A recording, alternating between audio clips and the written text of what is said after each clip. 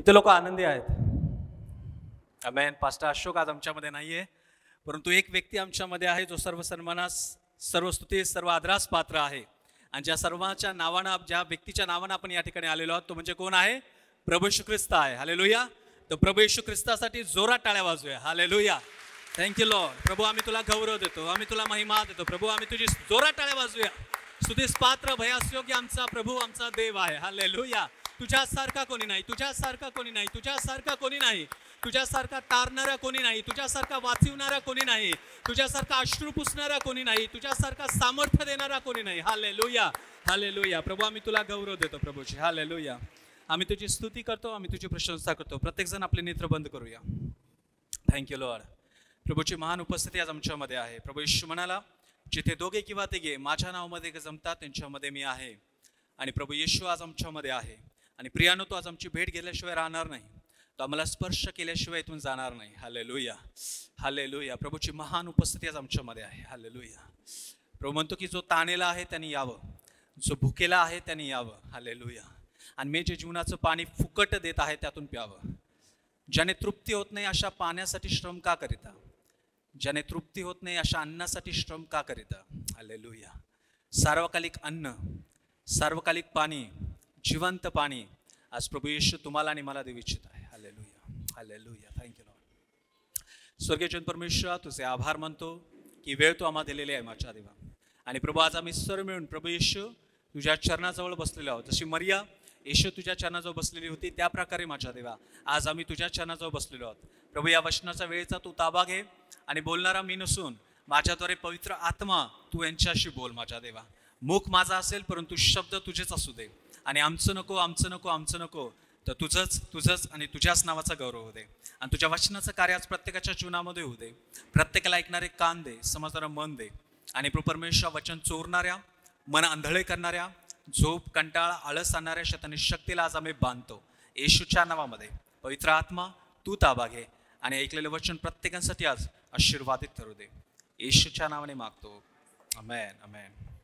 Praise the Lord. Hallelujah. आजच्या मननासाठी जो शास्त्रभाग आपण निवडलेला आहे, एक आहे जुन्या करारामधून आणि एक आहे नवीन करारामधून. एक आहे जुन्या करारामधून तर एक आहे नवीन करारामधून. आपण काढूया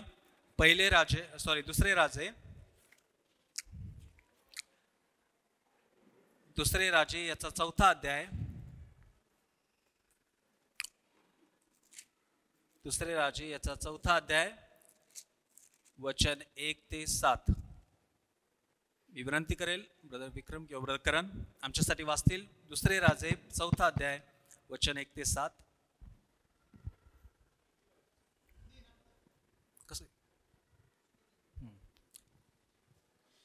भविष्यवक्ताओं के चेलों की पत्नियों में से एक स्त्री ने एलीशा की दुहाई देकर कहा, तेरा दास मेरा पति मर गया और तू जानता है कि वह यहोवा का भय मानने वाला था, पर जिसका वह कर्जदार था वह आया है कि मेरे दोनों पुत्रों को अपने दास बनाने के लिए ले जाए। एलीशा ने उससे पूछा, मैं तेरे लिए क्या करूं? मुझे बता कि तेरे घर में क्या है। उसने कहा, तेरी दासी के घर में एक हांडी तेल को छोड़ और कुछ नहीं है। उसने कहा, तू बाहर जाकर अपने पड़ोसियों से खाली बर्तन मांग ले आ और थोड़े बर्तन न लाना। फिर तू अपने बेटों समेत अपने घर में जा और द्वार बंद करके उन सब बर्तनों में तेल उंडेल देना और जो भर जाए उन्हें अलग रखना। तब वह उसके पास से चली गई। वह अपने बेटों समेत अपने घर जाकर द्वार बंद किया। तब वे तो उसके पास बर्तन लाते गए और वह उंडेलती गई। तब जब बर्तन भर गए तब उसने अपने बेटों से कहा, मेरे पास एक और भी ले आ। उसने उससे कहा, और बर्तन तो नहीं रहा। तब तेल रुक गया। तब उसने जाकर परमेश्वर के भक्त को यह बता दिया और उसने कहा, जा तेल बेचकर ऋण भर दे और जो रह जाए उससे तू अपने पुत्रों सहित अपना निर्वाह करना। आमेन. प्रभू करो वाचलेले वचन आम्हाला आशीर्वादित करो. तो प्रियानो, या ठिकाणी आपण एका विधवेविषयी पाहतो. बायबल सांगतं की एखादा संदेशाच्या शिष्यांच्या स्त्रियांपैकी एकीने अलिशाकडे घराणा केलेला आहे. अलिशा जो देवाचा संदेष्टा होता, त्याच्या हाताखाली काही शिष्य देवाच्या वचनाचं प्रशिक्षण घेत होते. आणि त्या ठिकाणी बायबल सांगतं एक विधवा अलिशाकडे आली आणि ती म्हणाली की तुझा सेवक माझा नवरा मरून गेला आहे, तुला ठाऊक आहे की तो परमेश्वराचा भय बाळगणारा होता आणि त्याचा सावकार माझ्या 2 पुत्रास दास करून नेण्यासाठी आलेला आहे. या ठिकाणी आपण पाहतो एक विधवा स्त्री आणि जिचा पती जो आहे तो परमेश्वराच्या संदेशाचा शिष्य आहे. तिचा पती जो आहे तो परमेश्वराचं भय बाळगणारा होता आणि बायबल सांगतं की तो मरण पावला. आणि त्या ठिकाणी बायबल सांगतं तिच्या कुटुंबामध्ये कर्ज होतं आणि ज्या ठिकाणी ज्या व्यक्तीकडून कर्ज घेतलं होतं तो सावकार त्या ठिकाणी तिच्या 2 मुलांना घेऊन जाण्यासाठी आलेला आहे. तर या ठिकाणी आपण पाहतो प्रभूचं भय बाळगणारं एक कुटुंब, प्रभूचं भय बाळगणारं एक कुटुंब. एका सेवकाची पत्नी आहे परंतु तिने पतीला गमावलेला आहे.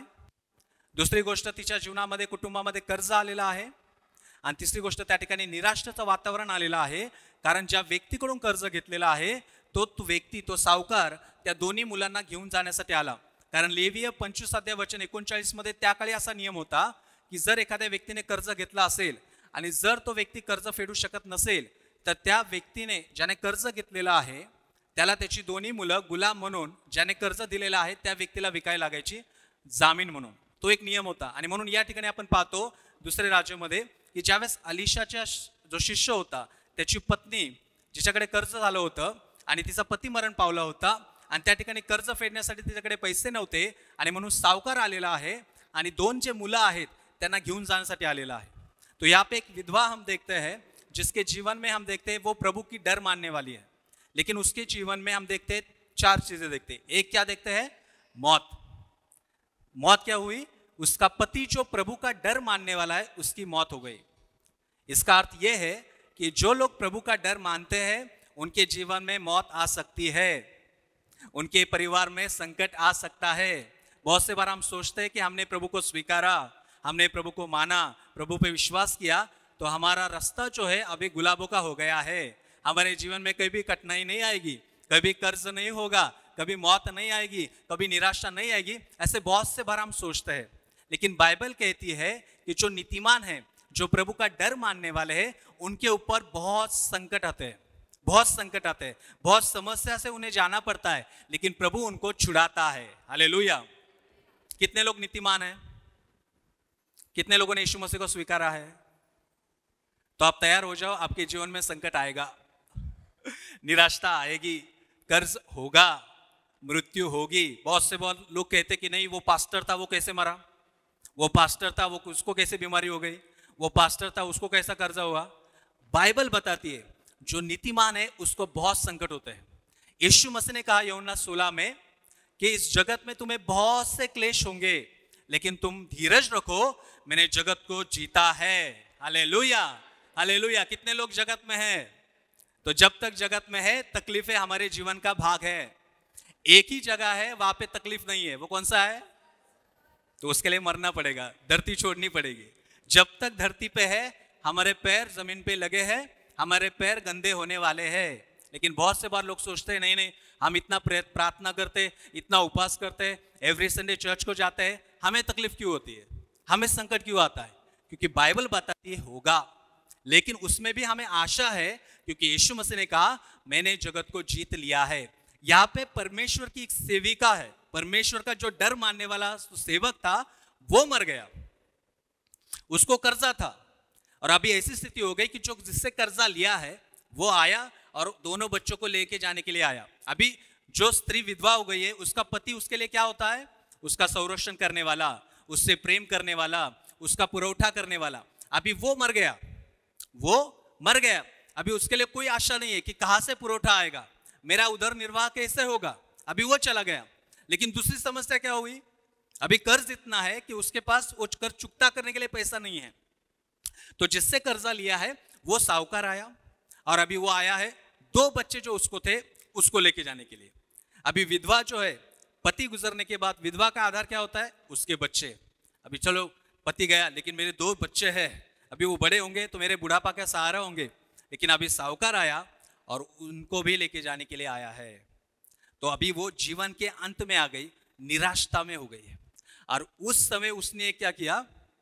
उसने प्रभु के सेवक के पास गई, पड़ोसी के पास नहीं गई, अपने बॉस के पास नहीं गई, साहूकार के पास नहीं गई, किसके पास गई?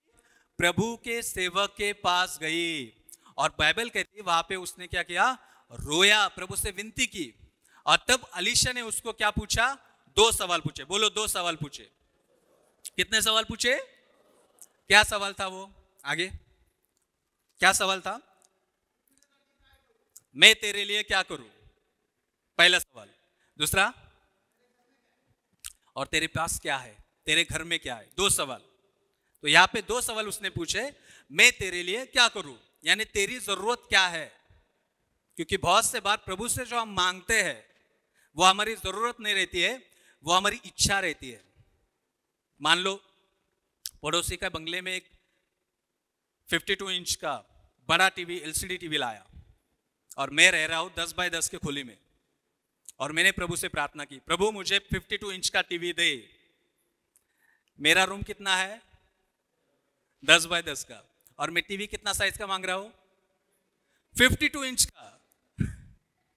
तो ये जरूरत है या मेरी इच्छा है? मेरी इच्छा है। क्यों इच्छा हुई? क्योंकि मेरे पड़ोसी ने लाया ना, मेरे पड़ोसी ने लाया, तो मुझे उसे दिखाना है कि मेरे घर में भी 52 इंच का टीवी है। तो मेरा रूम कितना है? 10 बाय 10 का, और मैंने टीवी कितना मांग रहा हूं? 52 इंच का। ये क्या होता है? बहुत से बार प्रभु से हम मांगते हैं तो हमारी इच्छा मांगते हैं, जरूरत नहीं। इसलिए उसने पूछा तुझे क्या चाहिए? तुझे, तेरी समस्या क्या है? पति गुजर गया। और बाकी दूसरी समस्या क्या है? कि तेरे पास कर्जा है, लेकिन कर्जा चुकता करने के लिए पैसे नहीं है। अभी साहूकार आया है, दोनों बच्चों को लेके जाएगा। तो तेरी जरूरत क्या है? तेरी इच्छा क्या है कि मैं क्या करूं? और दूसरा सवाल था, तेरे घर में क्या है? तेरे घर में क्या है? तो इसके बाद उसने उत्तर क्या दिया? वचन 2 पढ़िए।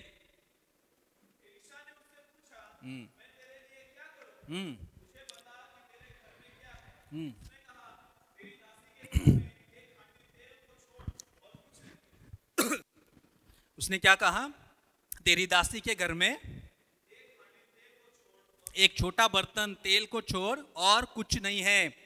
इसका मतलब मेरी समस्या सुलझाने के लिए वो तेल छोड़ के कुछ नहीं है, वो तेल के सिवा कुछ नहीं है मेरे पास। यानी कि मैं कर्जा नहीं चुकता सकती, मेरे पास पैसा नहीं है, मेरे सिर्फ एक तेल, एक छोटा बर्तन है, उसमें इतना सा तेल है, और उस तेल से मेरी प्रॉब्लम सॉल्व नहीं होने वाली। तो इसमें 2 चीजें रिवील हुई। एक तो उसकी जरूरत क्या थी, और दूसरी वो जरूरत पूरा करने की क्षमता उसमें नहीं थी। और उस समय परमेश्वर ने उसका सामर्थ्य दिखाया। परमेश्वर उसी समय उसका सामर्थ्य दिखाता है जब हमारे पास हमारी जरूरत, हमारी प्रॉब्लम सॉल्व होने की क्षमता नहीं होती है। हम प्रभु के पास कब आते हैं? तब आते हैं जब हमारे सारे उपाय बंद हो जाते हैं, सारे दरवाजे बंद हो जाते हैं। जब समस्या आती तो पहला फोन हम लगाते हैं रिश्तेदार, दूसरा फोन लगाते हैं दोस्त, तीसरा फोन लगाते हैं प्रभु का सेवक, और अंत में कुछ नहीं होता तब प्रभु के पास आते हैं कि प्रभु अभी तू कर, मैंने ट्राई किया लेकिन मेरे हाथ से अभी नहीं हो रहा है, तू कर। लेकिन यहाँ पे विधवा ने क्या देखा? पहले एक पता दिया कि मेरे पास कुछ नहीं है, मैं प्रॉब्लम सॉल्व नहीं कर सकती। तभी वो तैयार हो गई प्रभु का सामर्थ्य देखने के लिए। और उसके बाद बाइबल बताती है, 4था वचन,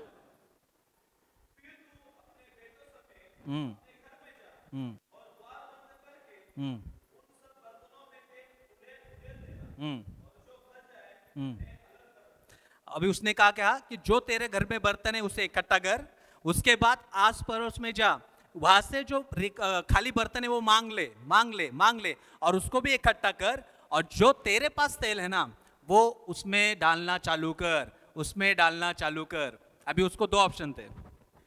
एक तो तू पागल हो गया, मेरे पास तो इतना सा तेल है और तू बोल रहा है कि सारे बर्तन इकट्ठा कर और उसमें तेल डाल। और दूसरा, ठीक है मेरे घर में बर्तन लाऊंगी, अभी तू बोल रहा है कि पड़ोसी में जा, आसपास के गांव में जा, पड़ोस में जा और उनसे बर्तन मांग ले, खाली बर्तन वो भी। अभी जब मैं खाली बर्तन मांगूंगी तो वो तो मुझे सवाल करेंगे खाली बर्तन क्यों चाहिए, तब मैं उनको क्या जवाब दूं? लेकिन उसने ऐसे सवाल नहीं पूछे। उसको विश्वास था कि मेरा पति जिसका शिष्य है वो परमेश्वर का संदेष्टा है, भविष्यवक्ता है। अगर वो कुछ कह रहा है तो उसके पीछे कुछ ना कुछ वजह है, परमेश्वर उसका सामर्थ्य दिखाना चाहता है। तो उसने क्या किया, उसके बात पर विश्वास किया और उसके अनुसार उसने क्या किया, उसके घर के पहले बर्तन इकट्ठा कर ले, उसके बाद वो पड़ोस में गई और पड़ोसी से बर्तन मांगे लिए।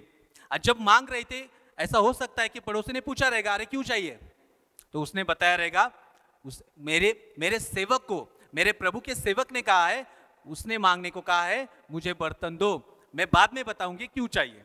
जब उसने मांगा, लाया और इकट्ठा किया, बाइबल बताती है उसने तेल डालना शुरू किया और तेल बढ़ने लगा। तेल बढ़ने का कब रुका, वचन 6। हम्म हम्म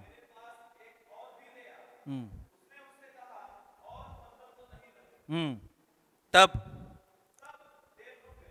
कब रुक गया तेल, जब बर्तन खत्म हो गए तब तेल रुक गया। Praise the Lord, hallelujah.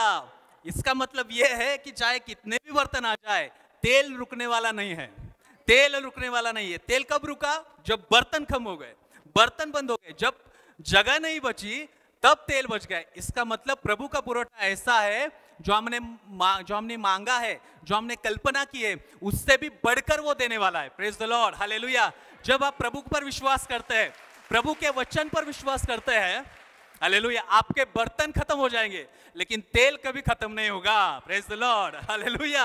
आपकी जो लेने की ताकत है, लेने का जो बर्तन है, वो खत्म हो जाएगा, लेकिन जो ब्लेसिंग है, जो पुरोठा है प्रभु का, वो खत्म नहीं होगा। यहाँ पे कहती है, जब बर्तन खत्म हो गए तेल रुक गया, जब बर्तन खत्म हो गया तेल रुक गया। जब तक बर्तन आ रहे थे तेल बढ़ रहा था, जब तक बर्तन आ रहे थे तेल बढ़ रहा था, लेकिन जब बर्तन रुक गए आने के, तेल रुक गया।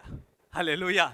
जब हम प्रभु से मांगते हैं, प्रभु की आशीष मांगते हैं, ध्यान में रखो, प्रभु पाउशर छटक छटक नहीं देता, क्योंकि यहाँ पे शॉर्टेज हो सकता है, धरती पर शॉर्टेज हो सकता है, स्टॉक मार्केट डाउन जा सकता है, लेकिन जो हेवनली स्टॉक मार्केट है, जो स्वर्गीय बाजार है, जो स्वर्गीय पुरोठा है, वो कभी शॉर्टेज नहीं होता। हालेलुया। वहां पे कभी घटी नहीं होती। हालेलुया। तो हमारा पुरोठा कहां से, ऊपर से। तो यहाँ पे हमने क्या देखा, उसने 2 सवाल पूछे। अभी नए नियम में आएंगे,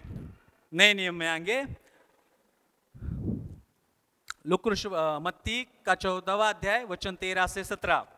मत्ती 14 अध्याय वचन 13 से 17 पढ़ेंगे।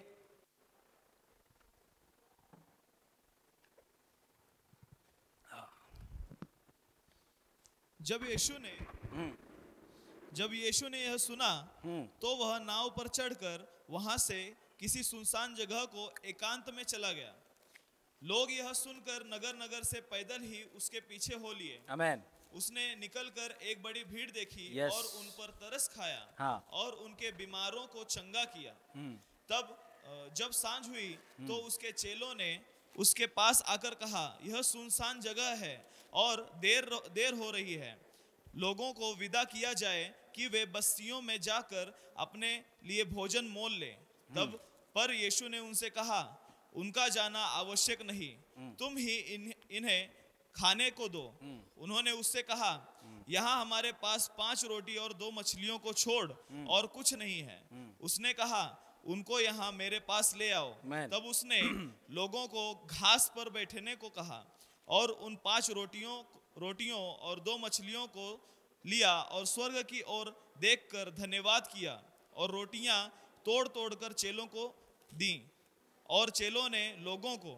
जब सब खाकर तृप्त हो गए तो चेलों ने बचे हुए टुकड़ों से भरी हुई 12 टोकरियां उठाई और खाने वाले स्त्रियों और बालकों को छोड़कर 5000 पुरुषों के लगभग थे। आमेन, हालेलुया। तो यहाँ पे हम देखते हैं, यीशु मसीह जब था इस धरती पर, 5 रोटी 2 मछलियां, सबको मालूम है, 5 रोटी 2 मछलियां, और वहां पे कितना भीड़ था, 5000। बाइबल बताती है 5000 पुरुष थे, यानी कि उसमें स्त्रियों की गिनती नहीं हुई, बच्चों की गिनती नहीं होगी। अगर 5000 पुरुष है तो उसमें से मान लो 2500 की शादी हो गई, तो 2500 मान लो, 2500 की शादी तो 1-2 बच्चे पकड़ लो, तो ऐसी गिनती की तो लगभग 20000 तक लोग रहेंगे वहां पे। और वहां पे रोटी कितना है, 5 रोटी 2 मछलियां। यीशु मसीह ने चेलों से कहा, तुम खाने को दो। अभी यीशु मसीह ने जब कहा तो उनका पहली नजर कहाँ गई, हमारे पास क्या है, तो क्या है, 5 रोटी 2 मछलियां। तो उनकी नजर से जब उन्होंने देखा तो बोले ये तो काफी नहीं है, क्योंकि 20,000 लोग हैं, इनको ये पूरेगा नहीं। लेकिन यीशु मसीह ने कहा मेरे पास लाओ। और जब यीशु मसीह के हाथ में गई, प्रभु यीशु मसीह ने उसे आशीषित किया, और जब आशीषित किया बाइबल कहती है वो बढ़ने लगी। उन्होंने तोड़ा, यीशु मसीह ने तोड़ा, शिष्यों को दिया, शिष्यों ने तोड़ा, लोगों को दिया, उन्होंने लिया, तोड़ा, लोगों को दिया, जैसे लिया तोड़ा दिया, लिया तोड़ा दिया, जैसे करते गए 5,000 जो पुरुष थे, स्त्रियां थी, बच्चे थे, सब खाके तृप्त हो गए और उसके बाद भी बचा। लेकिन इसका यहां भी देखते जैसे कि बर्तन रुक गए, तेल रुक गया, वैसे जब लोग खत्म हो गए खाने के, जो बढ़ने की जो संख्या थी रोटी की वो भी रुक गई। तो यहाँ पे यीशु मसीह ने क्या कहा, तुम्हारे पास क्या है? वहां पे भी देखते ये अलीशा ने क्या पूछा, तेरे पास क्या है? तो जब यीशु मसीह इस दुनिया में था, प्रभु के लोगों, जब यीशु मसीह इस दुनिया में था, उसने बहुत से सवाल पूछे। आप कभी स्टडी कर सकते हैं। उसने पूछा तुमने पढ़ा कि नहीं, क्या तुम क्यों सो रहे हो, तुम प्रार्थना में जागरूक क्यों नहीं रहते, बहुत से सवाल पूछे। लेकिन 2 सवाल उसके बहुत फेवरेट थे। एक सवाल उसका बहुत फेवरेट था, व्हाट डू यू वांट, तुझे क्या चाहिए? और सवाल जो है वो एक्चुअल, जब हमें सवाल पूछा जाता है तो सवाल जो है हमारी नीड को दर्शाता है, एक्चुअल हमें क्या चाहिए।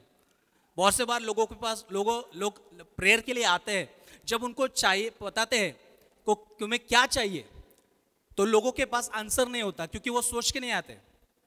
एक ब्रदर आया, पास्टर साहब प्रार्थना करो मुझे नौकरी मिलनी चाहिए। पास्टर बोले कौन सी नौकरी चाहिए? वो कंफ्यूज हो गया, नहीं कौन सी भी चलेगी। बोला ठीक है कौन सी भी चलेगी। आपने क्या पढ़ाया, आपने क्या सीखा है? बोला मैं ग्रेजुएट हूँ, ऐसा बोला, मैं ग्रेजुएट हूँ। बोला ठीक है, अब फिर आपको झाड़ू मारने की नौकरी मिली चलेगी क्या? नहीं, ऐसे कैसे, मैं ग्रेजुएट हूँ, मैं झाड़ू कैसे मार सकता हूँ, मुझे अच्छी नौकरी चाहिए। तो वही मैं पूछ रहा हूँ, आपको नौकरी कैसी चाहिए, सरकारी चाहिए या प्राइवेट चाहिए? तो बहुत से बार जो मांगना है प्रभु से हम क्लियर नहीं रहते, क्या हमें क्या चाहिए। तो बहुत से बार यीशु के पास लोग आते थे। अब एक अंधा बारतिमाई यीशु के पास आया, यीशु मुझ पर दया कर। यीशु ने उसको पूछा, अंधे को पूछा क्या चाहिए।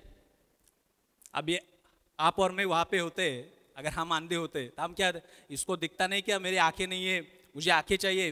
लेकिन फिर भी यीशु ने पूछा तुझे क्या चाहिए, क्योंकि बहुत से बार हम यीशु के पास जब मांगते हैं हम क्लियर नहीं रहते।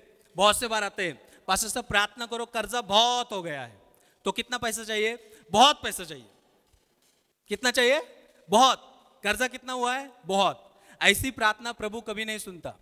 प्रभु जब मांगते हैं हम प्रभु से, तो हमें निश्चिंत मांगना है कि हमें एग्जैक्टली क्या चाहिए।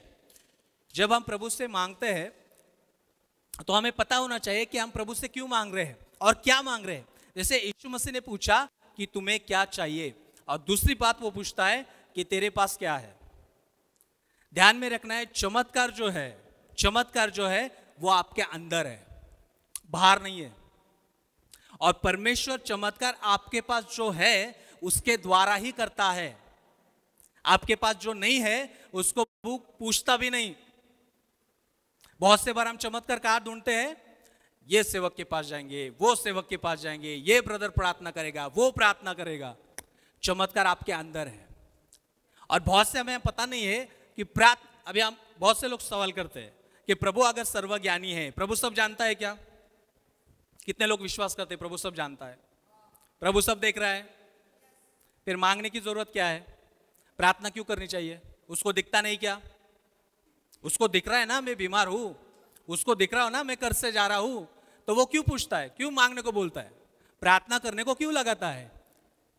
बहुत से बार हमें पता नहीं होता कि हम प्रार्थना क्यों कर रहे। हम प्रार्थना बहुत से बार इसलिए करते रहे, नहीं पास्टर ने बताया प्रार्थना करो, होता है, हमने सुना है दापोड़ी में होता है, हमने सुना है पंजाब में होता है, तो हम भी ट्राई करेंगे, प्रार्थना करेंगे। ऐसी प्रार्थना प्रभु नहीं सुनता।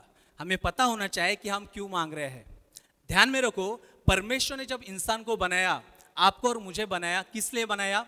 उत्पत्ति 1 अध्याय वचन 26 पढ़ो। परमेश्वर ने आपको और मुझे क्यों बनाया?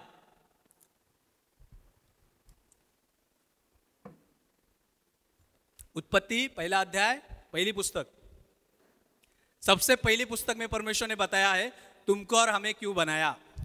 फिर परमेश्वर ने कहा, हम मनुष्य को अपने स्वरूप के अनुसार अपनी समानता में बनाएं, और वे समुद्र की मछलियों और आकाश के पक्षियों और घरेलू पशुओं और सारी पृथ्वी पर और सब रेंगने वाले जंतुओं पर जो पृथ्वी पर रेंगते हैं अधिकार रखें। क्या करेंगे। सब मछली, पक्षी, पृथ्वी के जानवर, वनस्पति, फल फूल, सब पर अधिकार करेंगे। कौन अधिकार करेगा। परमेश्वर। क्या वचन बोला है। वचन ने क्या बताया कि हम क्या करेंगे, इंसान को बनाएंगे और वो इस धरती पर अधिकार करेंगे। परमेश्वर ने बोला मैं अधिकार करूंगा। परमेश्वर ने किसको बोला अधिकार करने को, आपको और मुझे। और वो लिस्ट में मनुष्य को छोड़ के सब बातें हमें इसलिए बनाया ताकि हम जानवर, मछली, पेड़ पौधे, फल, सब वनस्पति पर अधिकार करें, इंसान को छोड़कर। इंसान उस लिस्ट में नहीं है। इसका अर्थ हम इंसान के ऊपर अधिकार नहीं चला सकते, लेकिन बाकी सब पर हम अधिकार कर सकते हैं। तो परमेश्वर ने जब आपको और मुझे बनाया, इस धरती को जब बनाया, उसने व्यर्थ कुछ नहीं बनाया। हर एक चीज के पास पर्पस है। टेबल किस लिए बनाया है, ताकि मैं इसके ऊपर बैठ सकूं। ये किसके लिए बनाया है पोडियम, ताकि मैं इसके ऊपर बैठ सकूं। कितने लोग मानते हैं ये किस लिए बनाया, रखने के लिए ना। कुर्सी किसके लिए बनाया, कुर्सी किसके लिए बनाया, ताकि इसके ऊपर मैं सो सकूं। लेकिन बहुत से लोग सोते हैं कुर्सी पे। कुर्सी किसके लिए बनाया, पेन किसके लिए बनाया, पेन नहीं, कान खुजाने के लिए। तो बहुत से बार जो चीजें जिसका इस्तेमाल जिसके लिए करना चाहिए, हम क्या करते हैं, गलत इस्तेमाल करते हैं। तो हम हंस रहे हैं, लेकिन सुनिए, ध्यान रखिए कि जो चीजें हम देख रहे हैं ना, हर एक चीज के पास मकसद है। तो परमेश्वर ने जब आपको और मुझे बनाया, इसलिए बनाया ताकि इस पृथ्वी पर हम अधिकार करें, इस जीवन में अधिकार करें, बीमारी पर हम अधिकार करें, हमारी समस्याओं पर हम अधिकार करें। इसलिए परमेश्वर ने बनाया उसके स्वरूप में। लेकिन हमने क्या किया, पाप किया, परमेश्वर ने दिया हुआ अधिकार गमाया और हम क्या हो गए, पाप में चले गए। फिर यीशु मसीह वापस आया और उसने क्या किया, जो अधिकार हमने गमाया था वो उसने हमें वापस दे दिया। अभी यीशु मसीह ने कहा सारा अधिकार मुझे दिया गया है। अभी वो अधिकार आपको और मुझे दिया गया है यीशु मसीह के द्वारा। आमीन। तो इसलिए बाइबल कहती है स्वर्ग किसका है, परमेश्वर का है, लेकिन पृथ्वी उसने किसको दी है, मानव को दी है। भजन संहिता 115 वचन 16 पढ़ेंगे। भजन संहिता 115 वचन 16 पढ़ेंगे। भजन संहिता 115 वचन 16।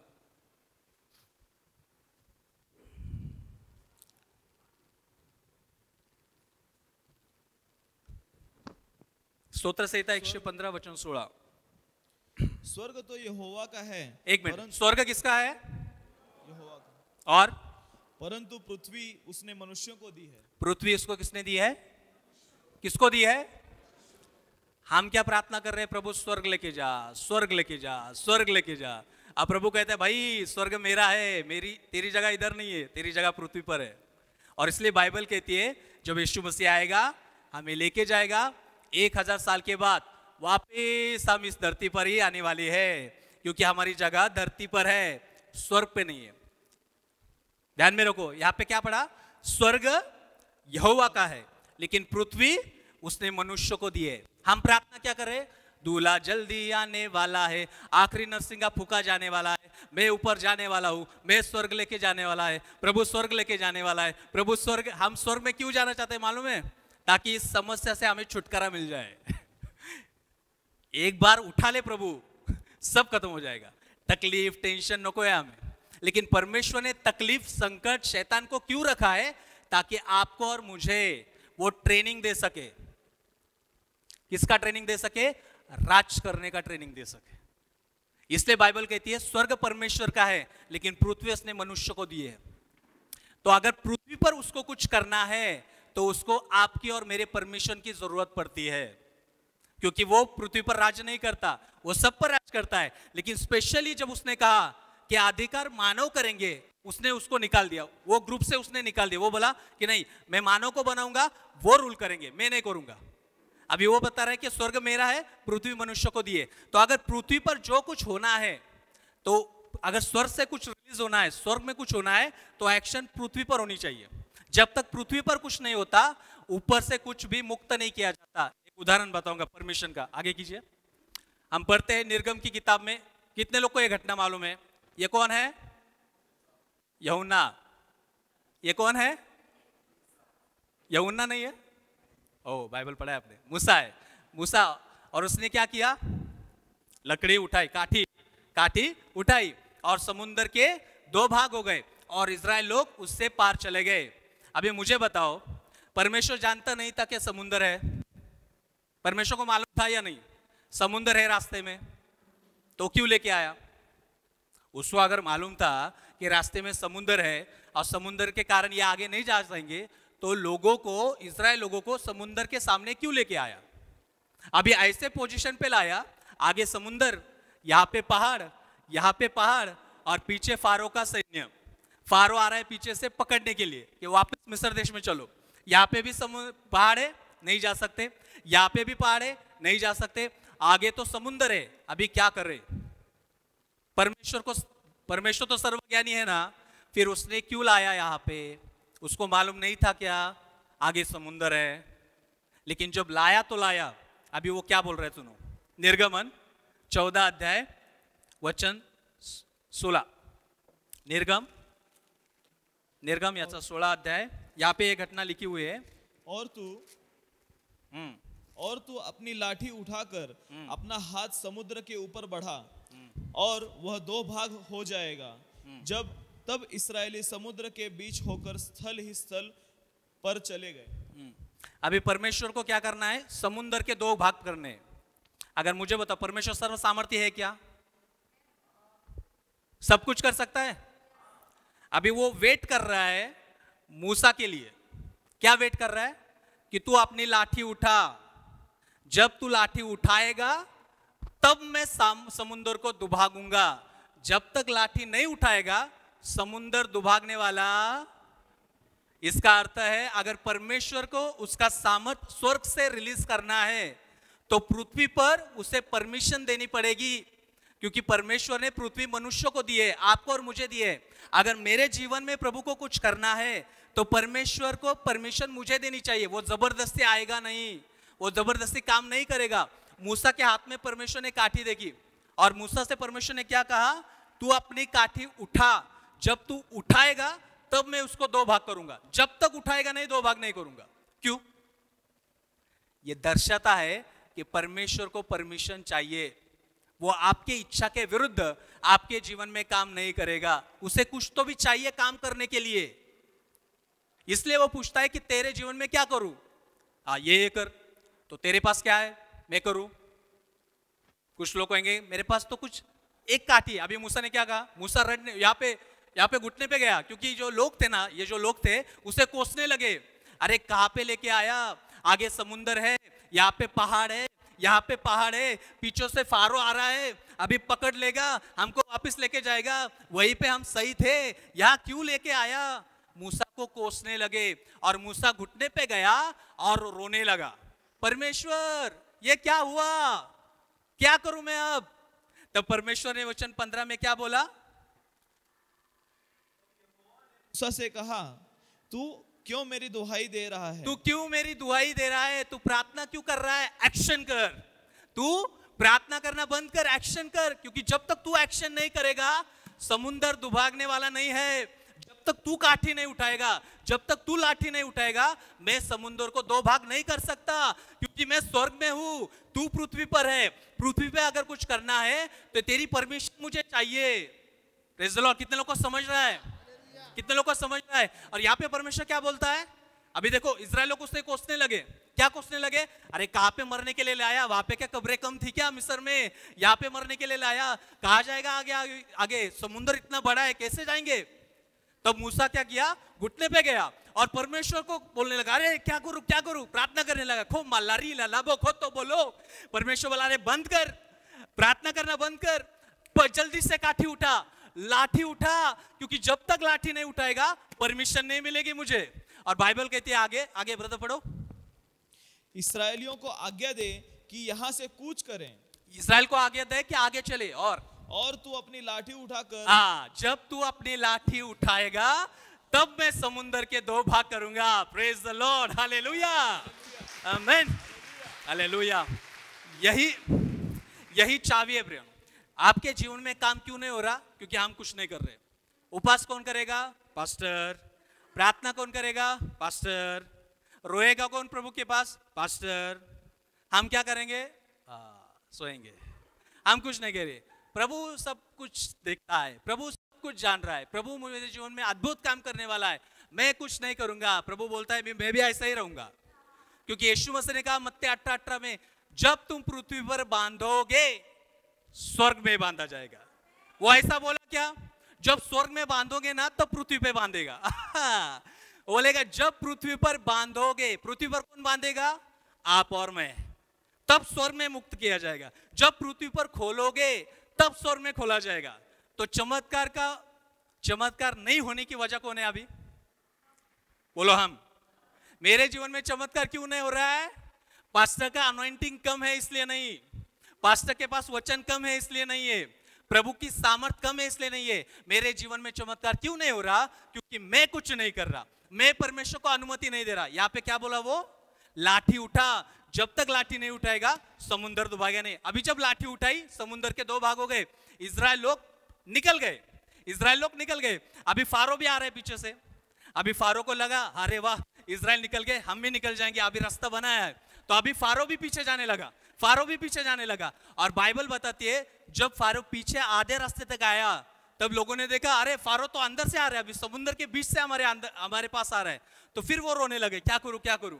अभी समुद्र को जो दुभागा है अभी उसे वापस एक करना था। अभी एक परमेश्वर ने किया क्या? कैसे किया? वचन 26। फिर यहोवा ने मूसा से कहा, हाँ। अपना हाथ समुद्र के ऊपर बढ़ा। देखो अभी देखो, समुद्र तो दो भाग किया। समुद्र को दो भाग तब किया जब काठी उठाया, राइट। और जब लोग पार गए तो अभी फारो आ गया बीच में। अभी क्या करना है? वापिस समुद्र को एक करना है, क्योंकि समुद्र को एक नहीं किया तो फारो आ जाएगा और इनको वापस लेके जाएगा। अभी समुद्र को एक करना था, लेकिन फिर भी उसे परमिशन चाहिए, इसलिए उसने क्या पूछा? अपना हाथ समुद्र के ऊपर बढ़ा। आमीन। Next slide. कि जल मिस्रियों और उनके रथों और सवारों पर फिर बहने लगे। तब मूसा ने अपना हाथ समुद्र के ऊपर बढ़ाया। आमीन, आमीन। और भोर होते होते क्या हुआ कि समुद्र फिर ज्यों का त्यों हो गया। आमीन। तो जब अभी क्या किया? जब मूसा ने हाथ उठाया समुद्र के दो भाग हो गए। अभी जब एक करना था फिर भी परमेश्वर को परमिशन चाहिए। मूसा बोला अभी एक कर बाबा, फारो आ गया है। परमेश्वर क्या बोला? नहीं मैं नहीं कर सकता, काठी उठा, परमिशन दे मुझे करने के लिए। और जब मूसा ने काठी उठाई समुद्र एक हो गया। प्रेज द लॉर्ड, हालेलुया, आमीन। तो परमेश्वर, तो इसका मतलब प्रार्थना क्या है? प्रार्थना परमेश्वर को हमारे जीवन में, हमारे परिवार में, इस एरिया में, इस जगह पे काम करने के लिए, देने के लिए अनुमति है। प्रार्थना क्या है? परमेश्वर को परमिशन देना कि हमारे जीवन में काम कर। नहीं प्रभु, हमारे एरिया में बहुत मर्डर हो रहे हैं, हमारे एरिया में बहुत चोरी हो रही है, हमारे एरिया में, हमारे शहर में प्रभु बहुत बलात्कार हो रहे हैं। प्रभु रुक रहा है। प्रभु बोल रहा है अरे तू कुछ तो भी कर, तू प्रार्थना कर ताकि मैं कुछ कर सकूं। जब तक तू नहीं करेगा मुझे कुछ नहीं हो सकता, मैं कुछ नहीं कर सकता, क्योंकि मेरा हाथ जो है वो हिल नहीं सकता तेरी प्रार्थना के द्वारा। तो परमेश्वर आपसे आज दो सवाल पूछ रहा है। एक, तुझे क्या चाहिए? पहला फिक्स कर लो कि तुम्हें क्या चाहिए। बहुत से लोगों को फिक्स नहीं है कि क्या चाहिए। बहुत से लोगों को फिक्स नहीं है। 12 साल का लड़का, 13 साल की लड़की जो है प्रभु से क्या मांगती है? 4 व्हीलर, कि मुझे 4 व्हीलर दे, मुझे 2 व्हीलर दे, चलानी है मुझे। लाइसेंस मिल सकता है क्या उसको? जब तक 18 की नहीं होती, यानी कि समय के पहले मांग रहे। तो बहुत से बार हमारी प्रार्थना जो लिस्ट है ना, हमें चेक करने की हम प्रभु से जो मांग रहे वो हमारी जरूरत है क्या, हमें चाहिए क्या। बहुत से बार हम स्पष्ट नहीं रहते। और दूसरी चीज, हमारे पास क्या है। अगर वो देने के लिए तैयार है, परमेश्वर काम करने के लिए तैयार है, तो मैं क्या करने वाला हूं उसे स्वीकारने के लिए। मेरे पास क्या है? मेरे पास उतना विश्वास है क्या? एक कपल था, उनको बहुत साल से बच्चा नहीं हो रहा था।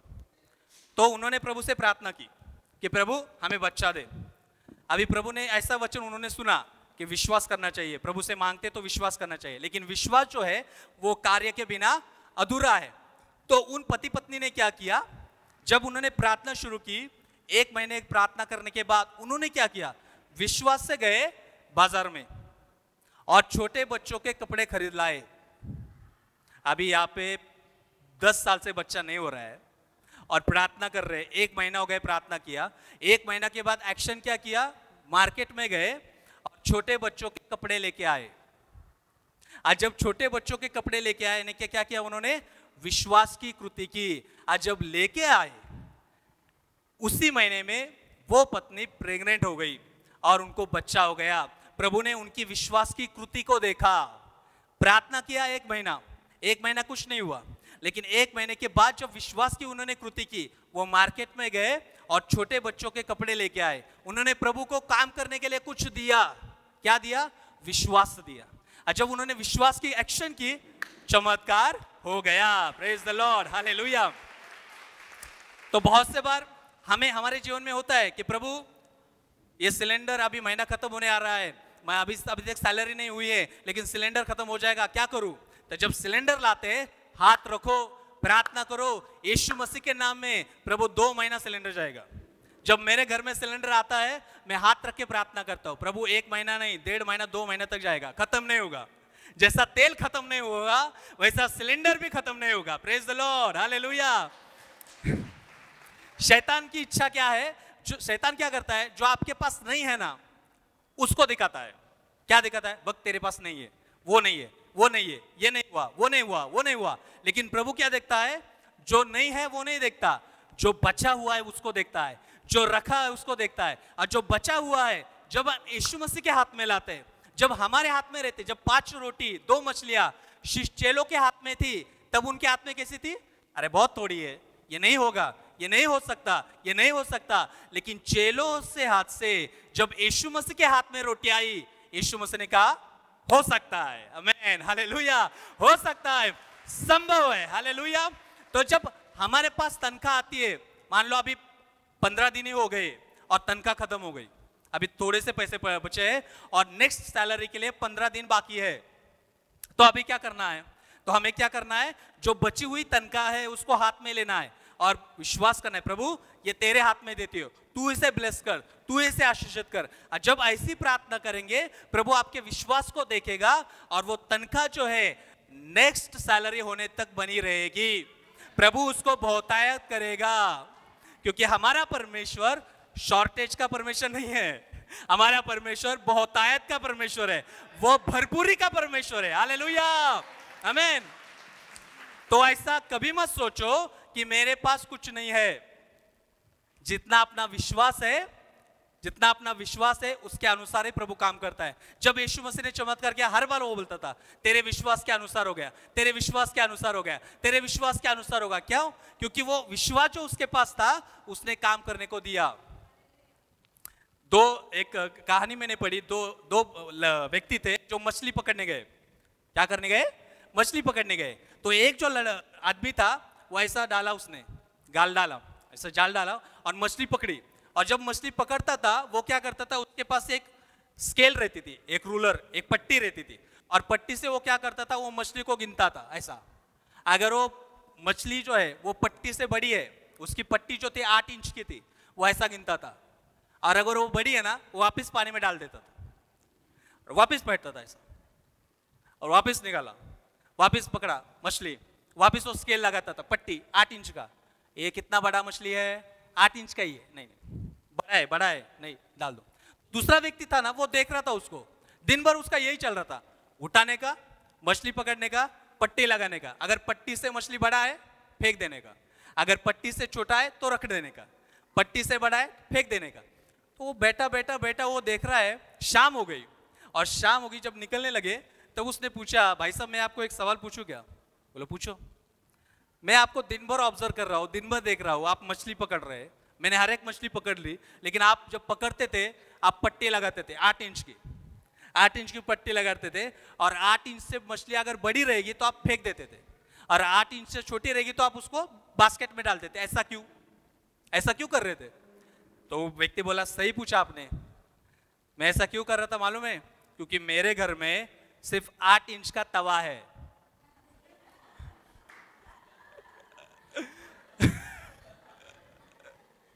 मेरे घर में कितना का तवा है? क्योंकि अगर वो बड़ा मछली रहेगा, 12 इंच का रहेगा, तो मेरे तवे से बाहर आ जाएगा, उसको फ्राई नहीं कर पाऊंगा। इसलिए मैं क्या करता था, हर टाइम मापता था। अगर 8 इंच के छोटा है तो लेने का, 8 इंच से बड़ा है तो नहीं लेने का। तो इस तरह उसका विश्वास क्या था, मेरे पास सिर्फ 8 इंच है। अगर वो उसने विश्वास बढ़ाया रहता कि नहीं मैं 12 इंच का तवा लेता हूं, तो 12 इंच का मछली आएगा। उसी तरह से हमारा विश्वास अगर 8 इंच का है तो प्रभु 8 इंच वाला ही देगा। अगर हमारा विश्वास 12 इंच का है तो प्रभु 12 इंच का आशीष देगा। हालेलुया। तो चमत्कार पास्टर के अनॉइंटिंग, पास्टर का अभिषेक के ऊपर नहीं है, आपके अंदर क्या है उस पे अनुभव है। अब एक व्यक्ति था, वो चेयर दो। बेनेन किसको मालूम है? बेनेन, पास्टर बेनेन सबको मालूम है। उसका एक मीटिंग चल रहा था, हीलिंग मीटिंग, और उसके फ्रंट लाइन में ऐसे चेयर थे, वो ऐसा प्रीच कर रहा था, और ऐसे जो व्हीलचेयर पे आने वाले लोग थे ना, चल नहीं सकते, वो ऐसे बैठे थे पूरे लाइन से, और वो ऐसा प्रीच कर रहा है जैसा मैं प्रीच कर रहा हूं, वो प्रीच कर रहा है। यीशु मसीह के नाम में आपको चंगाई मिलेगी, विश्वास करो आपको चंगाई मिलने वाली है, प्रभु से मांग लो, विश्वास करो। और सब ऐसे चेयर से बचे, सब पैरालिसिस वाले आगे बैठे। तो जितने बैठे थे उसमें से एक व्यक्ति था, वो ऐसा कर रहा था। तो ये पास्टर जो प्रीच कर रहा है, अभी वो सामने बैठा है, और सामने बैठ के ऐसा कर रहा है। और ये पास्टर जो था, पास्टर बेनीन, वो डिस्टर्ब हो गए। उसने वो हेल्पर को बुलाया, जैसे एक ब्रदर को बुलाया, उसको बोलो कि ऐसा पैर में हिलाओ, मेरे को डिस्टर्ब हो रहा है, मैं संदेश दे रहा हूँ, वो ऐसा पैर हिला रहा है, मेरे को डिस्टर्ब हो रहा है। उसको बोलो मैं प्रेयर के बाद आपके लिए प्रेयर करूंगा, अभी पैर मत हिलाओ। तो वो बंदा गया, उसको पूछा अभी प्रेयर नहीं हो रही है, अभी वचन चल रहा है, पैर मत हिलाओ, शांत बैठो। वो गया, पास्टर ने वापस यीशु मसीह के नाम में विश्वास करो, आपको चंगाई मिल गई। ये व्यक्ति बैठा, 5 मिनट के बाद वापस ऐसा करने लगा। पास्टर वापस डिस्टर्ब हो गए। अरे उसको वापस जाके बोल कि शांत बैठ, पैर हिला मत, प्रार्थना के बाद मैं प्रेयर करूंगा। ऐसे 3-4 बार बोला, वो व्यक्ति ने नहीं सुना। उसके बाद पास्टर बेनेन खुद उसके पास गए। अरे 3 बार मैंने तुझे बोला पैर मत हिला, मेरे को डिस्टर्ब हो रहा है, मेरा अनॉइंटिंग हिंडर हो रहा है, मेरा अभिषेक नहीं जा रहा है, तेरे वजह से मैं डिस्टर्ब हो रहा हूं। तो वो जो व्यक्ति था, वो पास्टर की भाषा नहीं समझ पा रहा था। उसकी भाषा नहीं समझ पा रहा था। तो पास्टर को पता चला कि अरे इसको भाषा नहीं समझ आ रही। तो पास्टर ने क्या किया, ट्रांसलेटर को बुलाया जो उसकी भाषा जानता हो और पास्टर की भाषा जानता हो, और बोला कि इसको बता कि मेरा अनॉइंटिंग के लिए हिंड्रेंस हो रहा है, मेरा अभिषेक के लिए रुकावट आ रही है, मैं प्रीच नहीं कर पा रहा हूं, तेरा ऐसा पैर हिलाना बंद कर। तब ये जो व्यक्ति था ना, वो बोला वो ट्रांसलेटर को, तू पास्टर को बोल, तू मुझे कुछ भी बोल, मैं यहाँ पे चंगाई के लिए आया हूं, जब तक चंगाई नहीं मिलती मैं पैर हिलाते रहूंगा, जब तक मैं उठता नहीं मैं पैर हिलाते रहूंगा। तो पास्टर ने उसके विश्वास को देखा। बाकी सब रो रहे, दुख रहा है, ऐसा हो रहा है, पास्टर प्रार्थना करेंगे फिर चमत्कार होगा, हाथ रखेंगे तब चमत्कार होगा, पावरफुल प्रार्थना करेंगे, हिला के प्रार्थना करेंगे, तेल ओत के प्रार्थना करेंगे, तब चमत्कार होगा। लेकिन ये व्यक्ति ऐसा सोच नहीं रहा था, वो एक्शन कर रहा था। उसका विश्वास जो है वो कृति में रह रहा था। पास्टर बेनी ने देखा कि इसका विश्वास बड़ा है, उसने छोड़ दिया। और जैसे वो गए, पास्टर प्रीचिंग करने चालू कर दिया, ये व्यक्ति हिलाते रहा। प्रीचिंग खत्म होने के पहले 10 मिनट पहले वो उठा, उसने व्हीलचेयर ली और दौड़ने लगा, और वो पूरी तरह से चंगा हो गया। बाकी सब चेयर पे बैठे रहे, लेकिन वो व्हीलचेयर लेके पूरे ग्राउंड में दौड़ने लगा। क्यों दौड़ने लगा? पास्टर के अनॉइंटिंग के द्वारा, पास्टर का प्रीचिंग, पास्टर का वर्ड नहीं, पास्टर का अभिषेक अभी कम हो गया है, पास्टर का प्रेयर लाइफ अभी डाउन है। उसके विश्वास के द्वारा उसने विश्वास किया और कृति की। तो चमत्कार कब होगा? जब आपके पास है, आप इस्तेमाल करेंगे, जब आप परमेश्वर को परमिशन देंगे। परमेश्वर के आपके घर में तब तक काम नहीं करेगा जब तक आप उसे परमिशन नहीं देते। एक देश में बहुत दिनों से बारिश नहीं हो रही थी, छोटा सा देश था। तो उन्होंने ऑर्गेनाइज किया, सब ब्रदर्स सिस्टर्स प्रार्थना करने वाले एक हो गए।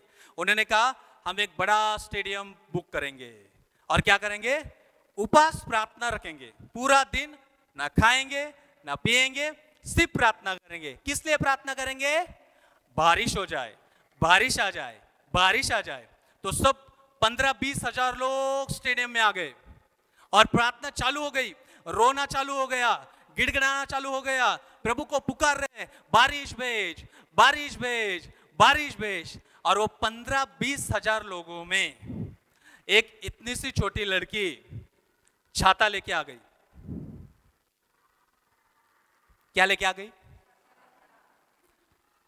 जब लोग देख रहे थे उसको एंट्री करते समय, बोले यहां पे सालों से बारिश नहीं हो रही है और ये लड़की छाता लेके आई है।